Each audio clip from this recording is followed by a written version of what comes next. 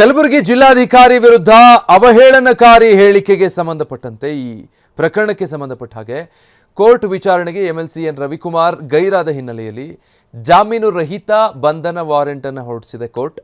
42ನೇ ACJM judge Sandeep Patil ಅವರು ಆದೇಶ ಕೊಟ್ಟಿದ್ದಾರೆ.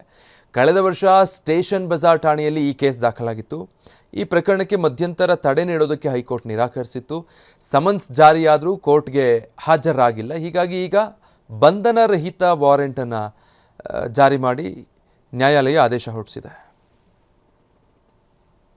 ಕಲಬುರಗಿ ಜಿಲ್ಲಾಧಿಕಾರಿ ವಿರುದ್ಧ ಅವಹೇಳನಕಾರಿ ಹೇಳಿಕೆಗೆ ಸಂಬಂಧಪಟ್ಟಂತೆ ಈ ಪ್ರಕರಣಕ್ಕೆ ಸಂಬಂಧಪಟ್ಟ ಹಾಗೆ ಕೋರ್ಟ್ ವಿಚಾರಣೆಗೆ ಎಂಎಲ್ಸಿ ಎನ್ ರವಿಕುಮಾರ್ ಗೈರಾದ ಹಿನ್ನೆಲೆಯಲ್ಲಿ ಜಾಮೀನು ರಹಿತ ಬಂಧನ ವಾರೆಂಟ್ ಅನ್ನು ಹೊರಡಿಸಿದೆ court. 42ನೇ ACJM judge Sandeep Patil ಅವರು ಆದೇಶ ಕೊಟ್ಟಿದ್ದಾರೆ. ಕಳೆದ ವರ್ಷ ಸ್ಟೇಷನ್ ಬಜಾರ್ ಠಾಣೆಯಲ್ಲಿ ಈ ಕೇಸ್ ದಾಖಲಾಗಿತ್ತು. ಈ ಪ್ರಕರಣಕ್ಕೆ ಮಧ್ಯಂತರ ತಡೆ ನೀಡೋದಕ್ಕೆ ಹೈಕೋರ್ಟ್ ನಿರಾಕರಿಸಿತ್ತು.